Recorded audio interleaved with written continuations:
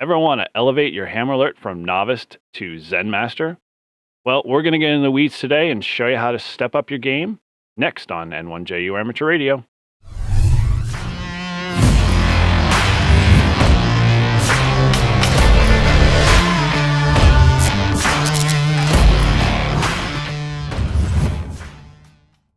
Hey, welcome. I'm Eric, call sign N1JUR, and I've been getting a lot of feedback from a video I created a couple of weeks ago called Supercharge Your Poder Experience Using Ham Alert.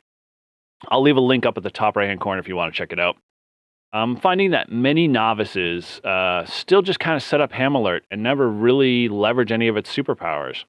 It's a great utility, and it can really up your game if you're trying to get those special contacts. So I'm going to do this. I'm going to put together a playlist over the next couple of weeks outlining any of those advanced features you can really up your game when you start to use Ham Alert. So let's get into it. Now, let me state up front that if you've never used Ham Alert, this video isn't going to be an introduction on how to create filters. But if you're checking this out for the first time, leave a comment below and maybe I'll create an intro on how to use Ham Alert. Or my advice to everybody is you can head over to hamalert.org and click the help section to get started, and it will get you established to getting rules and triggers created. So today we are going to cover 3 key filters, really 2, because one's a subset of another. And with that, those 2 filters that we're going to cover is park division and park reference. These are very key critical filters for worldwide flora and fauna and POTA specific entities. Now, I want to state at the very beginning that of this recording, POTA developers are working on standardizing the park numbers, which is a great thing. So I'm going to use this new format to set up the rules and future-proof them so I don't have to go back and change them later. Now, what I mean by that is that most U.S. parks today are using the K designation. So you have K 1, 2, 3, 4. Those are going to change to follow the 2-state or 2-country abbreviation list that's been publicized. So everything kind of falls into standardization. So K is going to go from K to US, and from there we're going to make sure that we follow that with our rules, so they stay working going forward when that change gets implemented. All right, so let's create a trigger. First thing you're going to do is obviously set up your source. And so with every source, your first thing you want to do is go into the basics filters, and you're going to click source. And from here, you're selected with 5 different versions.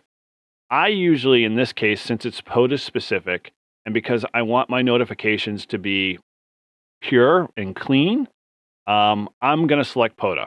And let me explain why. If you select all of them, it's not going to be a bad thing. But in essence, you might get dupes, you might get double alerts, and what might also occur is false positives. As we know, sometimes RBN, although it being good, can get fake posts added to it or fake alerts. And so a lot of those triggers can be invalid or incorrect and may cause you a little frustration when you're trying to, work that station or work that state that may or may not be available. So once you select, in this case, POTA, we're now going to set the second filter. And so the second filter is under the Worldwide Flora, Fauna, and POTA section. That is going to be Park Division. Now, the Park Division is always going to be following the new format, which is the 2-letter and then the park number. But in this case, this is the whole entire database of worldwide flora and fauna and POTA. So instead of trying to scroll through here and find which ones you might need, you can simply just use the filter up top and type POTA, and anything that is already currently entered into the database that is a POTA specific park will follow this 2-letter prefix. And so for this demo, we're going to be using Canada, since Canada's already been converted. And so I'm going to use that as an option for my park division. So anything in the Canadian provinces or the country as a whole is going to be filtered by park division. All right, so now we are going to filter a little deeper. We want to filter by two different reference sections. And so those are what we call park reference under PODA or park reference list. Let me talk about the differences of these two. Park reference. This is going to be a list of every park reference underneath the park division that you selected. So as you can tell, this is a pretty complete list. Now, what I want to do is make note of this little note here for the database from a Hamlet perspective. When you start listing all of these park references and you select all of them, it adds a little bit of a load to the system. And, we want to be good stewards of these free services that these developers build for us, and the applications that are supported in it. So try to be very clear and concise and narrow your filtering down as much as you can, or use the tools that allow you to be able to do variances of those. And so this is where park reference and park reference list kind of play in. If you're just trying to get every Canadian park that you possibly can in your list, again, use the little notation here. Don't make any changes. Let the high level filter, in this case, PODA division or park division, filter in everything. And then that way it will take less load and less time to process.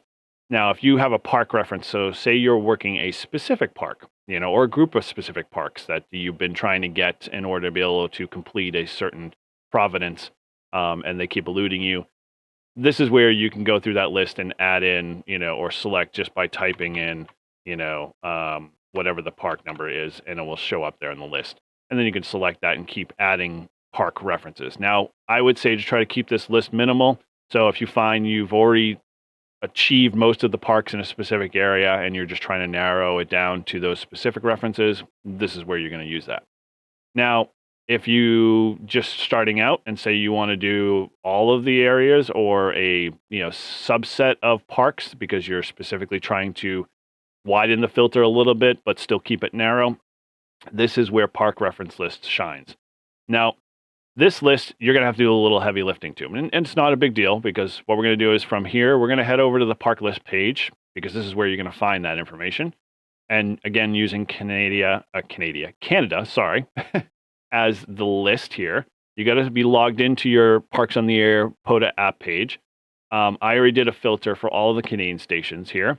From here, you can select parks or highlight or whatever, but the PODA guys, the developer team made something really easy for us. Just click into the download section and select the type of export. In this case, I'd want a CSV. It'll create a full, complete CSV Excel export. At that point, I can edit the file. I can change it up. I can get the parks that I want in that list, and then I can cut and paste it or copy and paste it out and put it into the Hamlet filter. Now, a few things I want to note. Obviously, this download button does not show if you're not logged into the system, so make sure you're definitely logged in by your account. That way, this download option will appear. It doesn't appear for visitors.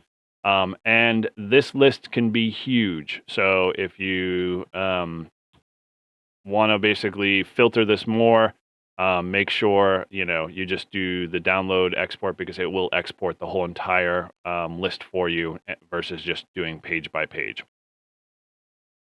All right, so once you've selected all of your park lists and you've got them tweaked the way you want and you've pasted them in the park reference list, what you can then do is select your app actions, so where you're going to be notified, how you're going to be notified, and then the comment field. And I want to give you a little pro tip here. The comment field is going to be your lifesaver. And the reason why I say this is that once you start using Hamlet to create advanced filters and trigger off of certain conditions and events and the like, you're going to want to label those triggers in a way that you understand what it is. Because what's going to happen is that you're going to save it, walk away from it, head off, do your usual daily routine, and then you're going to get notices on your phone or your smart tablets or whatever. And you're going to be like, what is this in reference to? And then you're going to have to kind of, rack your brain a little bit. Well, my thought and my feeling on that is that that once you tailor your notification to exactly what you're intending to trigger off of, that once you save it and the system runs, you're going to find that you're going to get an alert on your iPhone or your Android device, and from there you'll see that you're going to be trying to figure out who's this call sign, what's this park, where's the reference to. When you drill into it, the trigger page has a nice little comment field, and that comment field just pulls from what you wrote on the trigger. And so, this has been one of those things for me that I've been like, oh, yeah, that makes sense. That's a park I want to, I'm hunting or I'm trying to get a specific state in a park in a specific state for my worked all states. That little notification trigger message will help you in the long run to, being more productive in determining what you're seeing and how to react to them. What's next? I'm going to keep producing some of these videos on some of the advanced features and triggers in HamAlert, and hopefully, we'll be able to make you guys the advanced users that you desire to be. So if you like any of this content and it's definitely helpful, please make sure you like, subscribe, and share it. And then keep an eye out for the next couple of episodes as I'll be putting that playlist together soon. If there's something that you want to see or you want me to dive into on HamAlert, to leave it in the comments section below, and I'll make sure I get it into the next video.